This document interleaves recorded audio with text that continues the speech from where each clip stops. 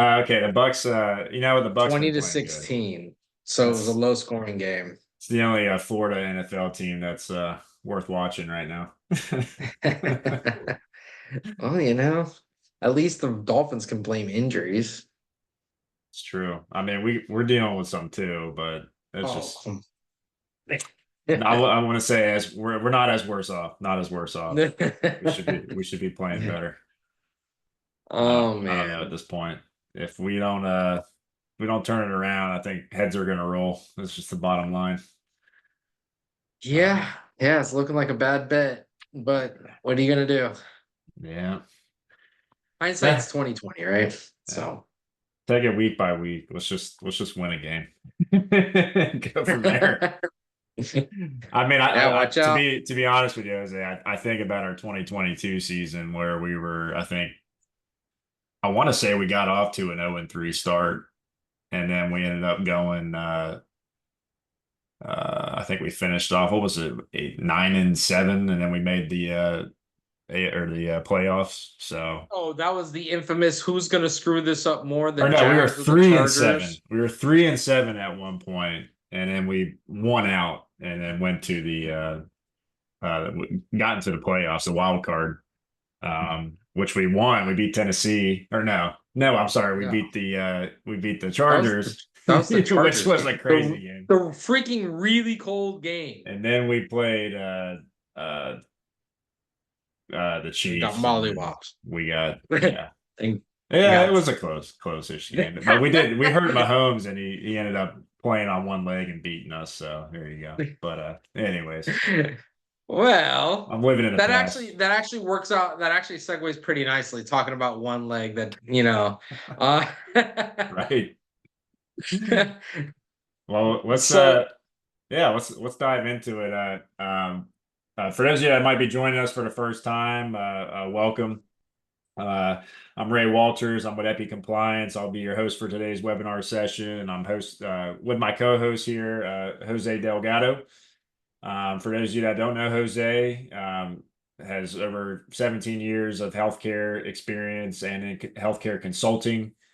Currently runs and manages and operates a uh, forgive me, Jose. It's a telehealth, it's a behavioral health practice. mental telehealth clinic. Yep. And yeah, glad to have him on here today.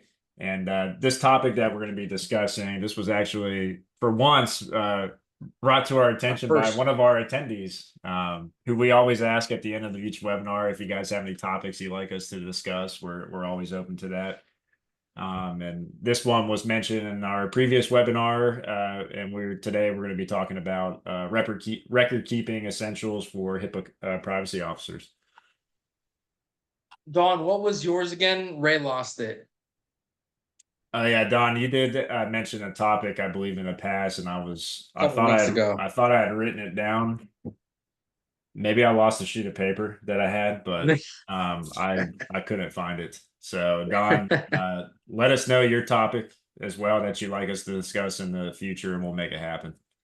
Yeah. So, I mean, so when we talk about HIPAA privacy, which is rare nowadays, because yeah, I know, right, Don? So we're talking about HIPAA privacy. It's kind of like the statement that Don just wrote. Good Lord, you remember me? Just because so many things are tech related nowadays, right? Remember that when we're talking about HIPAA, we really need to break this down into two pieces, right? The one that everybody always remembers, which is the patients, but then also the employees have rights under HIPAA as well. So we have to take a look at a couple different factors, right? So let's start with the low hanging fruit on the patient side, because that's the one that's been drilled into your head since you started talking about healthcare, started jumping into healthcare. So the first piece is obviously if we still have paper records or receiving paper records or paper requests or referrals or scripts or whatever facet of the insurance the healthcare industry that we're in, we need to address how that paperwork is being stored, right? Who has access to it? Where is it filed? Do we have backups? If we don't have backups, what do we do if there's an issue with the original? So these are kind of things that we address all the time on the HIPAA security side. And if you're like me, that dates back to the times when to get on the internet, you had to hear a horrible, horrible sound and pray that no one was on the phone. You still have it kind of, oh yeah, we used to do this. Oh yeah, we used to do that. So for us here, if we're record keeping, and let's say that for whatever reason I have a giant wall-sized floor-to-ceiling filing shelf, and I've got records on the bottom, then hey, I know a storm is coming. I need to move that stuff in onto a higher space. Where do we move it to? How do we move it to? That's where you have standard operating procedures that you follow for situations like that, right? So that's relatively common sense, and that's stuff that we deal with all the time. When we deal with HIPAA privacy nowadays, the stuff that kind of goes under the radar but is more appropriate, I would say, because it happens more often still, is your HR, because we're still doing a lot of things HR wise on paper. Your annual review, when we're writing somebody up, when we're giving somebody a written counseling, when we're keeping track of any consents or any documentation, or keeping track of, when we did their background check. So all of that paperwork is still paper for most people, for most practices, because we just don't think about it. And since we don't access it every day, we'll just put it on a piece of paper, put it in a filing cabinet, and forget about it. But that stuff is just as important as the patient side. Excuse So me. does that follow the Even same more so, retention pool as well? What is retention the pool. What do you mean? you're supposed to and forgive me if this is not accurate, but I believe what the federal government requires, what HIPAA requires, is that you retain records for up to what 6 years before you can. 7, unless they're kids. But right, like, but our problem now is when we're dealing with the employees. If we're a practice that actually treats our employees, one, to Mm, keep our healthcare costs mm. down, and two, to keep them out of work for less of a period of time, we also have to address who has access to those medical records.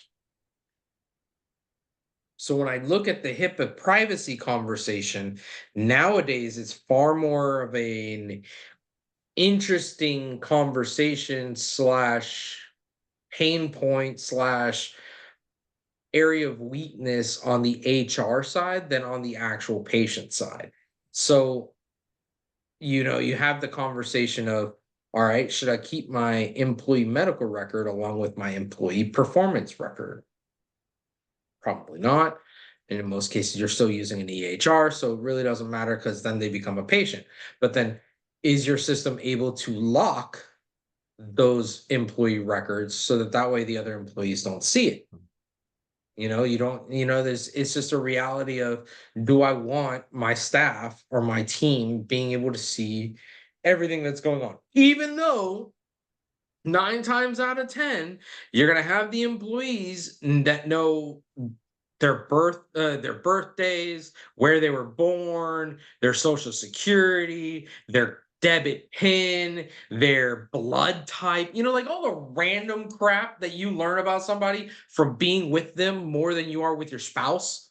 Like, it's wild that the situations always pop up. It's the one time, this one thing with this one person. They don't care that everybody else found out, but this one person found out something, and all of a sudden now it's an issue, right? So it's one of those deals where, when possible, what I like to do is I like to segregate those employee records from the EHR system for the purposes of compliance. If you're in a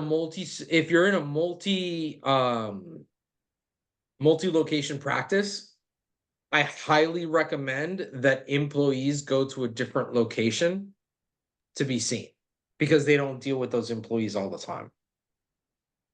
Right. So if Bobby works a site A and I work a site B, I don't want it. I may not want everybody knowing what's going on, or, working with my provider and, oh yeah, hey, I need you to send out a script for this imaging or for that lab or for this or for that. And it just, it could be, you're in a vulnerable situation, because even though we don't think about it, because we're dealing with everybody else's situations all the time, you do it so much, you just, how can I put this?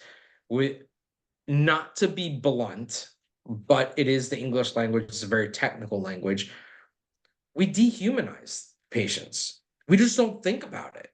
Like, hey, I need, an HIV test for exam 1. Hey, watch out for exam 2. They're a little bit crazy today, right? Like, and some practices even drop names while they're doing these conversations through the whole office, right? Are to be in the same file. Yep. Yep. Yep. So, Shelly, certain states have that regulation. Florida is one of the ones that does not. So, off the top of my head, I know that Florida does not have that regulation in regards to HR, but it's a highly recommended thing that you just don't do it, right? So we we just got to be a little bit more clever about it, right? So it's a literal, who needs to know this stuff?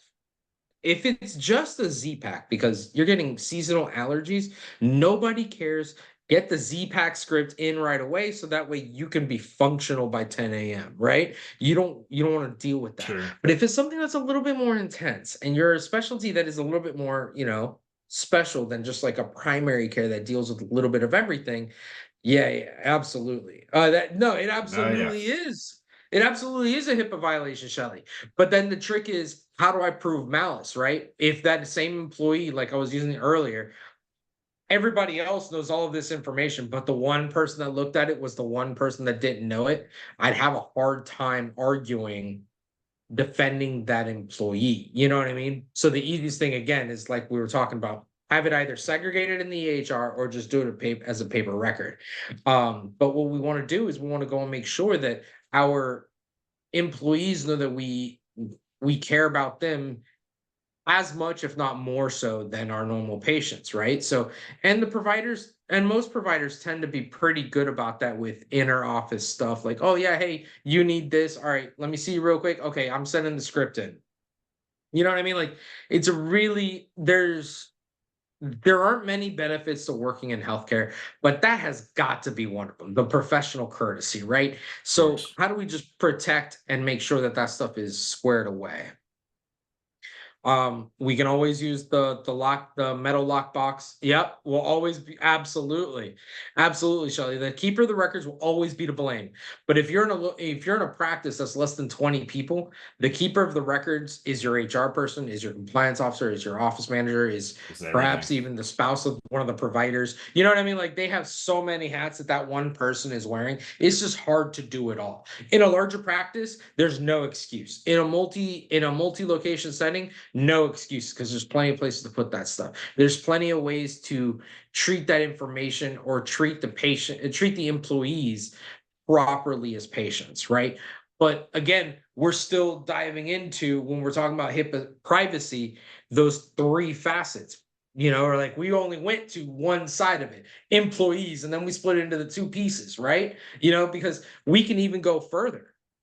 Um, if someone has a mental health disorder and I choose to hire them and they may not disclose that to everybody else. And it's none of their bloody business if it doesn't affect their work. So we have to be able to protect that stuff for discrimination reasons, for um civil rights issues, for, like, you could just go down the list of all the alphabet agencies and different laws in different states that protect everyone from themselves, or from or like I said, the people that you're working with every day that you see more than your spouse. So now let's talk about the patients real quick. Like, patients are common sense. We went over that real quick, right? But if we're still going to be storing these patient records and these patient in an area, right? Let's say I have one provider that's old school still that refuses to touch the EHR.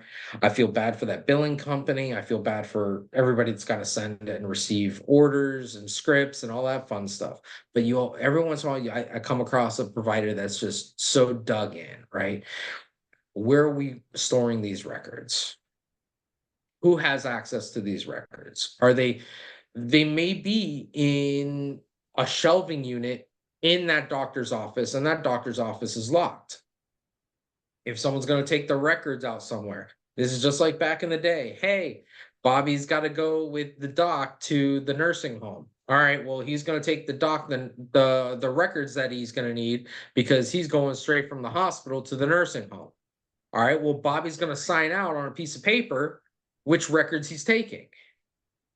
Jose, to your point, and I think this is good to talk on, but and this was suggested by you too, but we had a customer, obviously everybody that's in here, we're located in Jacksonville and St. Augustine, Florida. So recently we were hit by that Helene storm. We had a customer that was Yep. located in the Georgia area. Yep.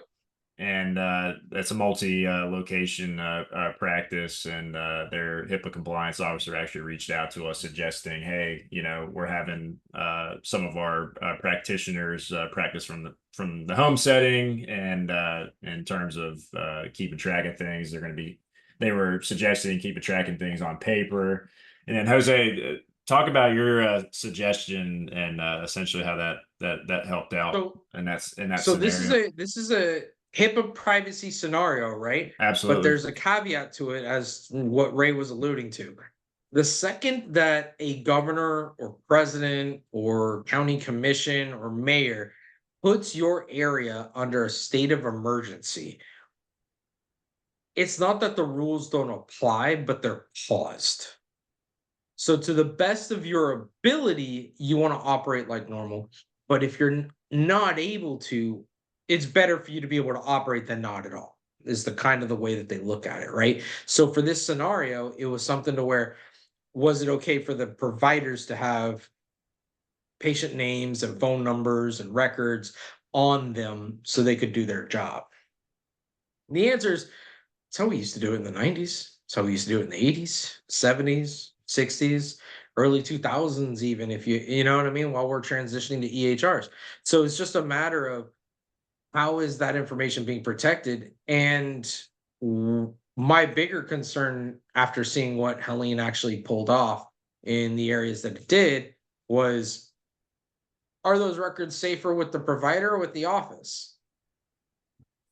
Because Very true. if the office didn't flood, but the provider's car is a total loss and the records were in the car, or he kept them, the provider put them in his home office and the home office got a tree. You're absolutely right, Shelly. You're screwed if you do and you're screwed if you don't. True if you And if you don't. knew which one to guess, you'd be playing the lottery, not worried about a hurricane anyways, right? So, like, like it'd be Marty McFly with the sports almanac, right? So you'd be sitting there, and it's just a matter of tracking and then CYA, right? Like, defend the decision that you make, because especially during situations of state of emergencies, there's a leeway, right? Like, hey, we planned as much as we could. We didn't know that our office was going to be completely underwater floor to ceiling, or that it was going to be turned into a pool rather than a building that people could walk into, right? So there's just certain things that you can do, and that's that, right? Like, my big thing was, if the providers, because the providers had the information, so they were mobile. So I went ahead and assumed that the providers were going to be taking the information with them if they evacuated, right? As was recommended for certain areas, especially of Florida Right. and Alabama. Then the information would be on the move. We got to be concerned about that, just because I want to make sure, how is that information disposed of after the fact? Like, what are we going to do if, I mean, granted, this isn't necessarily HIPAA, but, during a state of emergency, I have a Florida license. I'm a provider. I can practice for patients that are in the state of Florida. I cannot practice within patients that are out of the state of Florida, right? But so there's certain situations like during the initial stages of COVID that you could get away with doing that as well, which is then you had problems with certain types of drugs. But again, we start going down rabbit holes when we start discussing all of the Venn diagrams of this coincides with this piece, and then we got to take into account this piece, but then this piece down here doesn't apply because it only applies over here, right? So you really start having to play with things. So let's kind of bring it back a little bit. I believe, and Tracy, correct us if we're wrong and kind of looking at it, but you were kind of leaning more towards that employee side of information, right? Rather than the patient side, or were you more concerned about, hey, I'm true record keeping on hard copy still and trying to get a log together and see who's accessing the information, who's taking it out of the office, who's authorized to take it out of the office, um, do we take out copies or do we take out originals? All of that fun stuff. Um, what was it, 20 years ago now? We had an office that called us, and RN going to a nursing home to help support the MD got into a car accident, but she was incapacitated. But she's Yeah. carrying a freaking box of medical records. What do you Wait, do? What do you do? Well, if I'm the office manager, I drop what I'm bloody hell doing, and I got to get those records. absolutely. But I give a crap about my employee. I'm in the middle of doing 20 of the things. Doesn't matter. We got to get those under lock and key as quick as possible just to limit the issues. Now, is that considered a breach? I would say no, but Absolutely not, because all the records are there, right? yeah, Like if the box is in the back and the accident happened in the front of the car, or the box is in the trunk and she got sideswiped, but the box is still intact in the trunk, we don't have a breach. We have a containment issue, but we don't have a HIPAA breach because no one's accessed that information that wasn't supposed to, right? And even if EMTs did access it because the records were all over, strewn all over the car because they had to use jaws of life or whatever scenario, right? Or just they just jostled all over the place and got messy. That's going to be incidental because the EMTs aren't looking for that information. The family members of the person are not looking for that information. You know what I mean? So that wouldn't be considered a breach. So you wouldn't have to worry about that. You just have to deal with the messiness of picking all that crap up and making sure that you got it all. so So, I mean, here's a scenario. What if somebody's picking up your data shredding company's picking up records to shred off site, and that truck gets in a car accident. What's the they're a vendor. yeah, yeah. They're a hip. They're You better have a they BA are they're a business business associate agreement in associate. place. It's on them. Yeah. If you have a business associate agreement, it's on them. If you don't have a business associate agreement, pucker up. I, I've seen that. Because you're not talking about 10 records. I've seen that scenario happen before. Believe it or You're not, not talking about 10 records then. Pucker up. they had a business associate agreement in place, so So that's it on was them. fine. You know what I mean? Like, as much as it'll suck and be inconvenient for the covered entity, it's on that business associate. That's why the business associates are so important, Absolutely. right? If I'm using a PEO, professional employment organization, right? And we're talking about HIPAA, so they could be we could be the ones holding the medical record for our employees, but they're really not our employees, they're the staffing agency's employees, right? Do we share that information back and forth? Right. You know what I mean? Like, whose information is it? Well, it's yours because you're the covered entity, but it's the patient's because it's their medical health information, but is it the staffing agency's information? If it doesn't affect the employee from doing their job, it's none of their damn business, if I'm being perfectly honest. You know what I mean? No, You know what I no, mean? no, Like, absolutely. if it's not, if it doesn't have anything to do with it. Now, mind you, let's go to the flip side of it. I'm worried that an employee is showing up inebriated. Very surprisingly common thing in the healthcare industry. That don't know. I mean, it's legal, so whatever. But going in. I didn't think when I first started dealing with HR, I did not think it was going to be that big of an issue. It's surprisingly an issue. So, I drug test. When you drug test them, that goes into their record. Yeah. You know what I mean? Like, who's doing that? Who's storing that? All that fun stuff. Who's administering the test? Who's reading the test? You get into a whole mess of stuff. And then if you're large enough to be a self-insured practice, now you have a whole other bag of tricks because you're also the insurance company. So, I mean, you can get into a huge spider web, which I doubt Tracy was talking about getting that in depth with it, right? Tracy, correct me if I'm wrong, please. But the basics are, if I am worried about patients, who's getting access to the record, and if they're taking it somewhere, what are they taking? If you're making a copy of it, who are you making a copy of it for? Right? Yeah, exactly. You want to have a handbook. You want to have, you know what I mean? Like, yeah, common sense not to show up sauce. Shelly, The superpower, you've though. been working You'd be in healthcare surprised. long enough to know. You'd know better. It's not about, I mean, common sense is a superpower, but you would be shocked.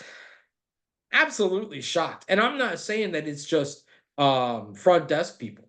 I mean, providers just as likely as RNs, just as likely as admin. I'm trying to Right? make it Some funny. of those coffees are a little bit Irish or a little bit Mexican, right? So I mean, it's just a matter of how do we CYA for the organization, right? So how do we structure this stuff? And does everyone have set expectations? Because you can't ding somebody for doing the wrong thing if they didn't know they couldn't do that, Ossifer, right? So like Shelly Very was true. mentioning, you want to go in with a very firm, hey, this is the process. If I'm the record keeper, I'm the office manager, you need a record that's in my office, then I need a ledger. I need to have a ledger, and you need to sign off what you're taking, when you're taking it, if you're making a copy of it and taking it somewhere. So that way I know where this stuff is. I can be held accountable for it. Does that kind of make sense? Like, it's all about accountability, it's all about CYA. So I just want to make sure that we are all that and you got to have an organizational same page. Like, everybody's got to move in the same direction, the same ways, right? So hey, employee records are held where? They're held in the manager's office. All right, cool. No one accesses them other than the office manager. No one accesses them other than the HR person. Why? Because nobody needs to. It's none of your business. You know? Yeah, absolutely. Absolutely, Shelly. Absolutely. Um, it's always easier when you're a compliance officer and the team is more than 25, 30. If you're under that 20 person in the office threshold, it can be tricky because you're wearing multiple hats, and there can be multiple reasons. Like, you can have an office manager that's sharing an office with a billing person just because the layout of the office itself requires that the billing people be in the same office because it's just a large room. You could be that You know what small I mean? too Like, and have multiple locations, which makes it a little tougher as well. You can't so be at all I mean, locations at once. I've seen so many different setups, and sometimes I'm asking the question of why would you ever do this? And the answer is they don't want to, but that's the limitation that they have based on the size, based on they couldn't afford to build out when they started the practice. And they're not going to waste their time doing it now, 10 years later. Or they You know what I couldn't mean? they Like, couldn't they've already afford. figured it out. They took the first 4 years to figure it out. You think they're gonna do it? You're gonna do something different now? No, they're gonna do something different when they move to a new place. Usually the compliance officer for those smaller practices that are multi-location, that's the trustworthy person right there. That's I mean it. Absolutely, right? But where I normally find in the multi-location issues is that there's certain things that are delegated to on-site supervisors And because that practice manager or compliance officer is jumping around from location to location to location, there's always a couple people that have access to that room that more than should. Hey, Susie, I need you to grab the penny that's on the top of the door ledge, or hey, the spare key to my office is in this drawer in this room. Can you go get it and grab me this thing from the office? All of a sudden, now one more person has access to whatever you know what I mean? Like it goes back, everything goes back to data is data. If Right. it's classified and you want to keep it classified and no one and nobody has access to it, there's going to be no breaches. That means no one can ever touch it, open it. You put it in a chest, you throw it in the Mariana Trench in the Pacific Ocean, and now it is as safe as it's going to get because no one ever has access to it. But the But more to people that have access to it, the more ways you have access to it, the more potential breach potential you have there, right? right. Like the more exposure you have just by the nature of the human element. So Well, I think in hindsight as well, if you are dealing with a breach, right? y- Technically speaking, if you're if you got everything in one place, right? It's in the trench. Your HIPAA compliance officer is the go-to.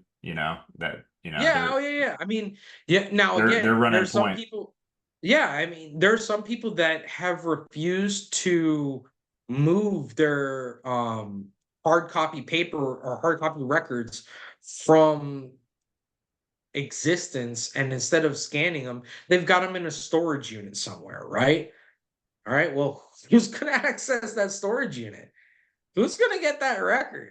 Like, I have seen some obnoxious things. Like, oh, there's one practice that we work with that they have to call the storage unit, the storage unit place, and they have to give at least 48 hours so that way the people can get into the storage unit to grab the record they need, leave everything else there, and then bring it to the front for them to be able to pick it up. You know Wow. what I mean? Like and then there's other people that just use That like a is that U-Haul by a special storage. request?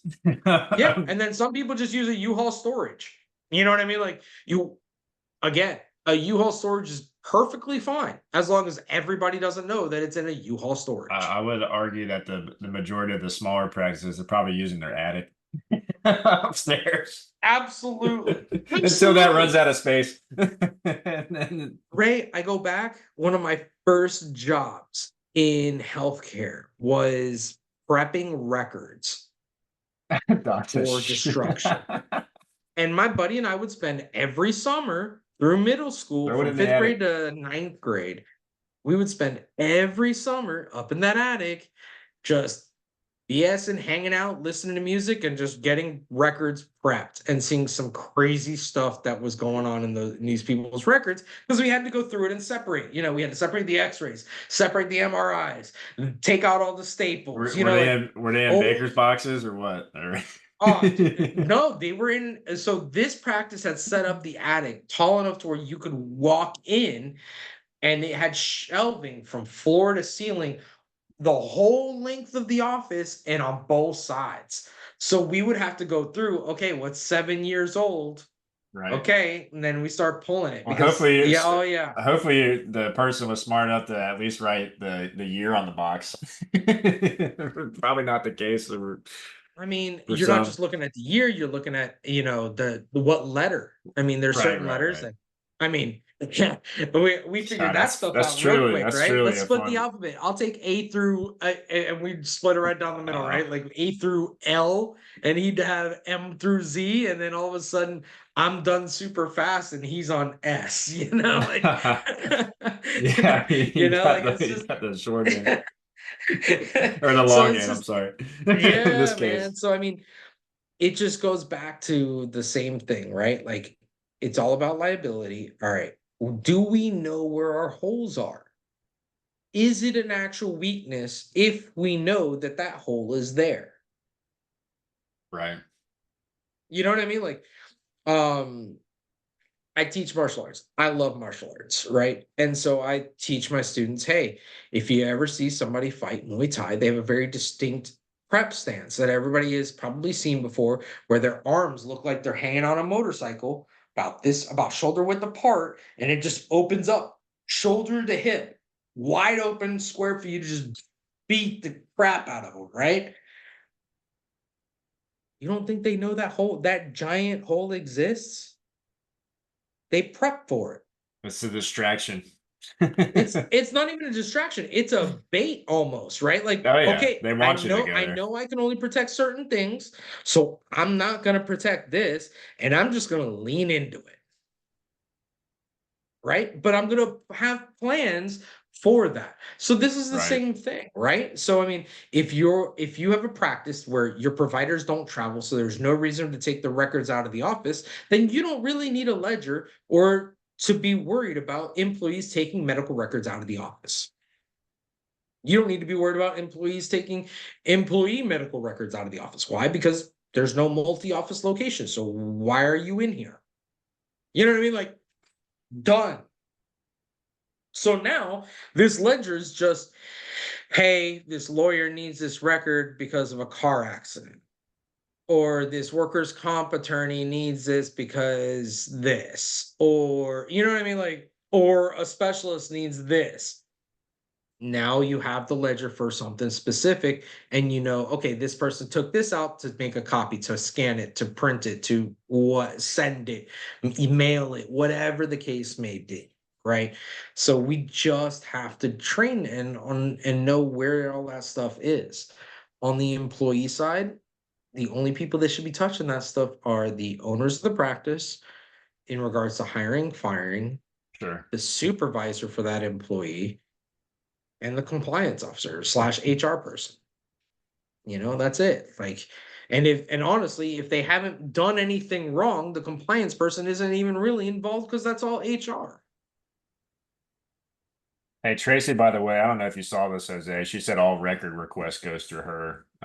Not employee. Two of those are doctors. Okay. Yeah. So I mean, Sorry, I just saw that popped up. Sorry, Tracy. I saw that come through the Q&A yeah, I portion. didn't see that. I thought Tracy was just being giving us a silent treatment today. Yeah, right. This was her Yeah, topic. I don't see. Yeah, I don't even see that. It might be a host thing for me. So Oh, okay. yeah, sorry. So yeah. So I mean, um,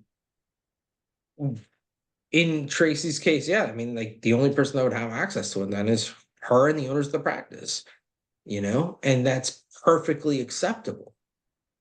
If it's access for whatever reason, it just needs to be documented. If it's pulled for whatever reason, it just needs to be documented. Everything just needs to be documented now.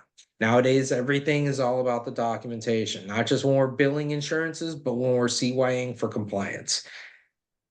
Everything's about compliance. If I want to fire somebody, God, Florida's an at-will state. And let me tell you, it can be extremely difficult to fire someone.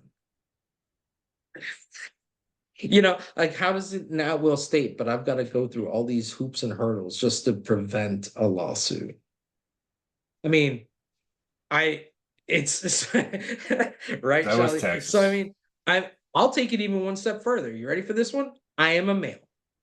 Half my staff are females. If I'm going to reprimand a female, I always have another female in the room. Why? For CYA. Not that I've ever had any people that any employees that heaven forbid would even accuse me of something improper, but it's just the CYA. It's not worth it. It's not worth it. Yeah, it's just we got to make sure we do what's best for us and what's best for the practice, right? And if you're part of the executive team, whether you're on the paperwork for ownership or not, you tend to take ownership of the practice. So we got to protect the organization, right? And then if you're able to get buy-in from the employees, you're looking at, hey, now we got to protect the team, right? Because if you have buy-in from the team and hey, we're an organization, we're one band, one sound, right? We gotta protect the brand. We gotta protect the team. So we've got to do things in a way that makes sense to protect the team. So when you do that and you have that kind of culture set up, and you may have it in certain ways, but you may not have it in other ways. And one way I always see it is, hey, morale may be high, but compliance is kind of on a low end. Why? Because you don't want to snitch on your coworkers, or like you think everything is always a bad thing rather than just a teaching opportunity, or hey, this is how we've always done it. This is how I was trained. All right, well, maybe Oh, that this wasn't is just another correct. thing I got to do. Yeah, You it's just know. one more now, and man, you're just making it harder for me. Maybe I mean, yeah, sometimes I am. But if we know what the rule is and we know what the intent of the rule is, let's grab a coffee, let's grab a lunch, let's see if we can find a way to make this work for us. Agree. I'm not saying that there's always a loophole, but there's always an easier way to do this. A perfect example of this, and everybody, yeah, I'm going to age everybody here. Who remembers when the rules about canned medicine was really, really big? If put a one in the chat if you remember back in these days, and we'll finish up with this, right? When the term canned medicine was used. All right. Let me give it a hot second. Let's see if anybody. I knew there was going to be at least one more person other than me, right? Now, here is the amazing part. 15 years ago, 15 years ago, Ray, you freaking child. All right. All right. You know what? I'm You know intrigued though. what? All Keep right. going, I love old this man. camera because it doesn't show off all the white I have in my hair and everything. But if you don't know what I mean by canned medicine, during the advent of EHRs, the doctors were complaining that everything was taking so long. So programmers, to keep clients happy, and salespeople to keep their commission and residuals, because this is the beginning of subscription models for most people, right? And especially most salespeople. What you would do is that you would go and set up popular phrases, and you would just allow them to basically pre-populate on everything, on all your progress notes. And this was called canned medicine. And during the original EHR version 1 to 1.5, it was very much frowned upon that providers were doing canned medicine. The irony is that on their paper records, they were practicing this canned medicine methodology, but now that it's typed, now it's an issue, right? Because it was only an issue when it was written out, if you could actually read the provider's handwriting and if there was a lawsuit. Outside of that, it was never a problem. But now we have all these algorithms, we have these AIs, we have these programs that are just skimming through the note and scrubbing the note and picking up pieces of data. So then CMS would come out and say, hey, you're practicing canned medicine.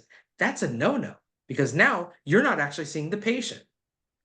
Now they want us to do that with AI. I was gonna say that's where we are. They want us to do that now.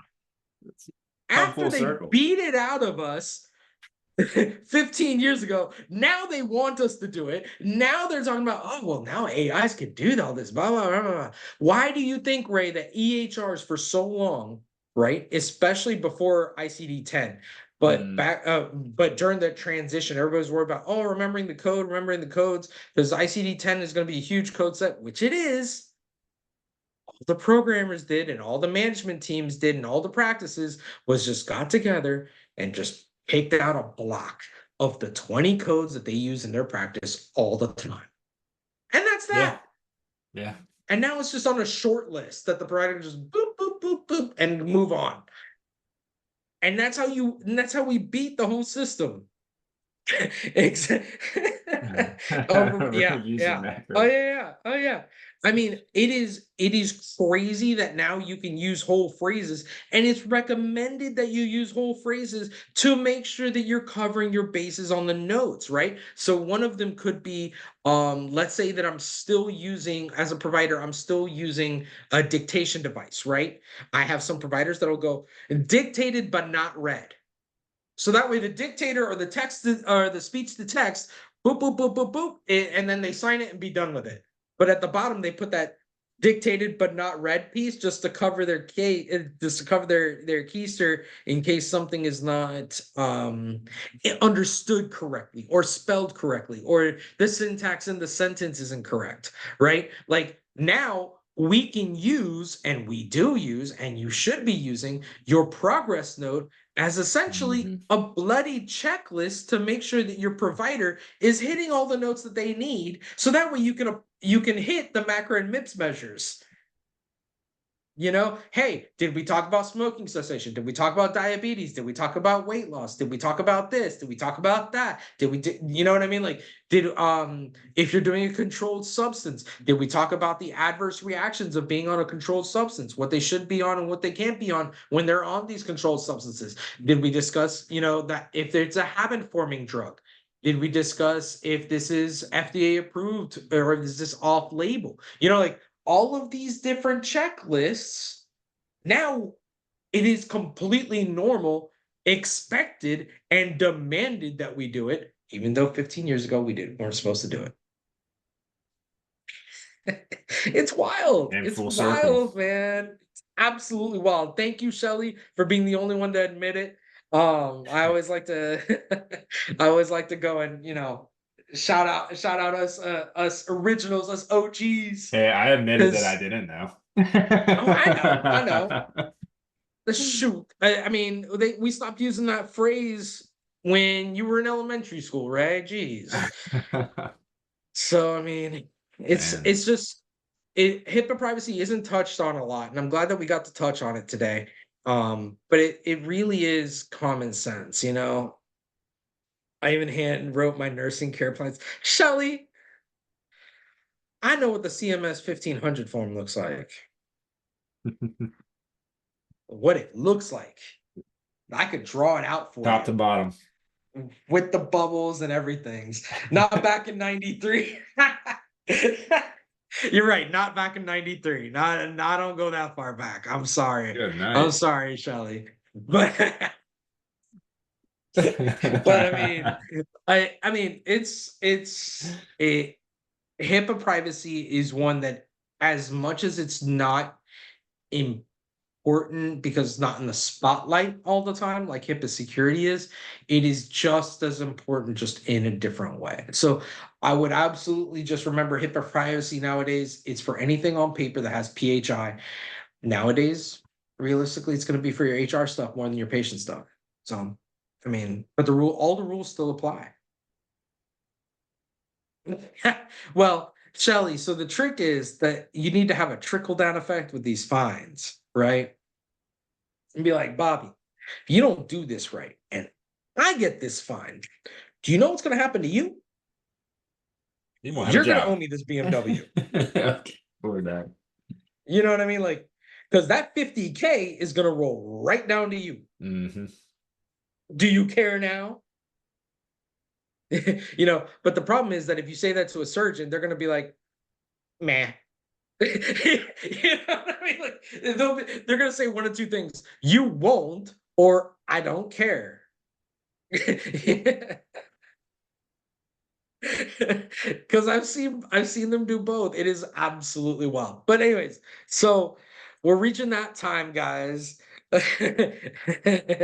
Yeah. That's good. Yeah. Court changes everybody. Once you see lawyers, once you see sharks in the water, it's very, very different. Even when you just see employees, wait, I have to go to a deposition? What's a deposition? Wait, what do I have to? And then you have to sit there and be like, look, man, I can't really coach you on this because I am a named defendant. Or you know what I mean? Like, you gotta just relax. Just relax. So oh yeah, in the playoff. Yeah, yeah. This will be interesting. This will be interesting, guys. So have a good one. Stay out of trouble. Next Well, week let's we've wrap it up. got If you guys have any, or Kevin Patterson had a question. He said, "How can we stay up to date with telehealth and HIPAA?" in regards to telehealth and HIPAA, it's pretty easy. Well, I say that it's pretty easy, even though they're extending some of the rules. Okay, so I can answer that extremely quickly in 30 seconds. And depending on how things go in the next 2 weeks, it'll be cake, right? It'll get more complex. If nothing changes as of right now, January 1st of 2025, all the telehealth expansion rules are gone and done with. If nothing changes, all the COVID era flexibilities gone. Bye, boo boo. Done. So don't do evals by telemedicine. It's basically how that's going to go. You can do follow-ups, just don't do evals because you need to get certain information from the patient, right? If they continue, you can do evals through telemedicine. The problem is that if you're prescribing certain kinds of drugs, you have a DEA issue going on there. But moving forwards, the telehealth rules are still going to be that you can see the patient, you got to do it through a secure video conferencing tool. CMS is almost saying, hey, I'm not going to pay for phone calls if you can do a video conference. So be aware of that piece. If you're doing if your provider's like, yeah, I'm doing a video call, blah, blah, blah, and then you see them on the phone a lot with the patients, that can be an issue because then you need to notate in the note, hey, there were technical issues on the patient side or on the provider side, and you were unable to do the video call, and thus you reverted to the backup, which is the phone call. Right? So just have those protocols in place, but that's the 5,000-foot overview. Moving forward, I expect this is going to get done. Nobody wants this hanging over their head in the next 4 weeks, right? So if you don't know what's going on in 4 weeks, turn on the news. Yeah. You can't escape it. I mean, it's they're all these people are all over the place. So a better question I would say is take a look. If you're in healthcare, take a look at what everybody is running on and saying about your specialty. Are you one of their pet specialties or are you one of their problem specialties? Adjust accordingly. I got one more question coming in from Tracy. Okay. She mentioned she's working for she's the privacy officer for a chiropractic office. So she said it mentioned a little different in medical. As far No, as still the same. still the HIPAA still same. applies. There's it's for Cairo specific, As nothing far really as record changes. keeping, I Nothing nothing really changes. But changes. It's all patient health information. Your SOL. And since Kairos fall under the PT rule where they have to take Medicare if a patient has Medicare, you don't have the excuse of HIPAA virginity and it not applying. Because you could almost do a carve out if you didn't have to take Medicare in regards you had some leniency there with HIPAA, but you're not a Kairos office, so you're still good to go. And plus, why are you on paper records if you're a Cairo office? There's a lot of EHRs that are easy to use. There's some pretty cool ones for the Cairo subspecialty and for the PT subspecialty that I've been seeing that you can do some pretty cool stuff with like a person on the side and you can highlight the areas that have issues and all that fun stuff. But,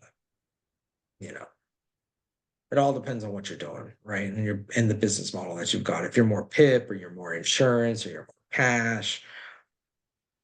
they don't have If you're drug prescriptions. They do take Medicare. They use They Cairo have to take Touch. Medicare. Yeah, you're not gonna be messing with the prescription side of stuff, but you may have to worry about referrals in regards to imaging, or you may have some primary cares that are prescribing referring to you. So there's a couple different things, especially with the services that certain Kairos can do. Every state's a little bit different, but Florida, usually if you have a Cairo, you have a PT on site, you have a massage therapist on site. I've seen some with even acupuncture on site, and they do some imaging on site, like X-rays. They usually not MRIs unless you got some pretty big bandwidth. But yeah, I mean, it just kind of depends on the business model. Tracy, the biggest thing I would say is if you have paper records, Where are we storing them? And who does anybody actually need them, or are they just fax referrals? Because then you may want to look into an email to fax or fax to email and then just manage that email client, that emails. And it's going to be cheaper and easier and less liability. But that's just me. I'm not I'm not tech savvy, but I am tech literate. So perfect. Any other questions, concerns? They do X-rays and massage. She said in the basement. Yep. Yep. Yep. Kairos are only doing adjustments and evals anyways. It's the only way to do it and make money. If the Cairo is doing everything, you're not making money. That's the trick, right? Again, all of these healthcare subspecialties. And if your provider is doing all of the work, he's the most expensive person on the books. And your business is 100% dependent on them generating revenue. So you may genuinely have, and sometimes it's worth it for compliance, for morale, for everything, just to have, if you find someone that just knows how to deal with those providers and just knows how to like soothe them and just keep them on pace and working, Right. they may be garbage at everything else that they do. But if they keep that person productive, they can keep your whole business afloat. So it's kind of it's always interesting working in healthcare and the different personalities and stuff. So cool. Cool. It's Cool. cool. So Tracy, again, I appreciate the questions and appreciate this topic recommendation. I think it was very beneficial to everyone here today. And if you guys have any topics you'd like us to discuss here in the near future, please let us know. You can drop it in the chat here as well, and I and we'll promise start. that Ray and I will do a better job at keeping track Don, of them, right, Ray? I'm gonna find the topic. I literally have it's on a paper here somewhere, and I wrote it down. And yeah, it's on my chicken scratch paper somewhere. You Jesus, are guys you can't see sure you're it. not a provider? Writing like that? That's not the first time somebody's asked me that. It's funny. Jesus. It's my chicken So scratch notes. But we'll find it. But if you guys have any topics, yes, please feel free to just reach out to us. We'll certainly take it under consideration. And I yeah. did post a link in the chat as well. Can't read it. The court of law. Shelly, I actually had a provider that said that's the You couldn't, point. honestly. You really couldn't. You couldn't read my handwriting. I had a provider actually flat out tell me that. That's the point. I gave my daughter's in third grade. I gave her a spelling test other day, and she forgot her study guide and her planner. So her mother sent me a picture of the letters, and I wrote them down on a piece of paper. She's like, Oh "Dad, like I gosh. can't. What does this say?" And I'm like, "Oh no." I'm like, You "No." can't even read it, or she couldn't read She it. couldn't read it. She couldn't Oh, read well, it. that's fine. It's good in To- hindsight, but at the same time, we're studying for a spelling test, and I'm messing her up because my handwriting's so bad. But That's not how daddy spells it. it's just, man, you know how it is. Yeah, you're gonna have a Going water boy 100 miles an situation. hour, 100 miles Medulla, an I've hour done on that got piece of that. paper. Just Absolutely, assessing Kevin. quality improvement. Yeah. You got to do a risk assessment at least annually. If for nothing else, then to figure out what in the world, where are your openings, right? You can't prep for things that you don't know about, right? You don't know what you don't know. So a lot of times I like the risk assessment, if for nothing else, than to see what the team thinks, which I know that's going to be something that we talk about later on, coming up soon here too. What is a good tool? Not you doing it yourself, if we're being perfectly honest. A self-assessment is only good for kind of keeping track based on what a third party has already done. CMS does have a tool for HIPAA privacy and security, but it's an assessment, not an analysis. So wouldn't necessarily work if you're in a macro MIP setting looking to get that piece done and to do an honest review, an honest analysis of what's going on in the practice. But Kevin, if you have a question about that, just shoot Ray an email and we can set up some time to chat and we can go over all that stuff. So Yes, Shelly. Annual training is important, but I mean, annual training is just like doing taxes, right? I do it and I'm done with it, and then I never want to talk about it again, right? Like, so you got to build in, like, hey, we got to do this little by little throughout the years. That way, we kind of bring this up. If there's a situation that pops up locally, we always want to go, well, yeah, I know, Shelly. I'm not everybody's as entertaining as Ray and I are, right? And we'll be more than happy to do the training for you. It's just not going to be free, right? So, because it's a little bit different when we do it. You're bringing our personalities, our sense of humor. Um, with some pretty dry material, right? So, I said but EPICompliance is also self-paced, self-paced, yes, and you don't have a yes. facilitator necessarily. Well, you have a narrator, I guess, going through it Again, with but it's you, not but Ray or I. You're not going to not get our amazing voices and the bunny trails we go on, but we will get it done. So perfect, absolutely. guys. So we're gonna jet next week. We've got an act.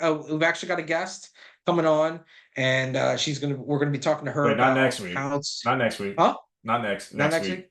Next What's week next week? topics to be announced. I'm either gonna find the topic that Dawn has mentioned, or I'm gonna pick her brain and see if she remembered by the end of this webinar.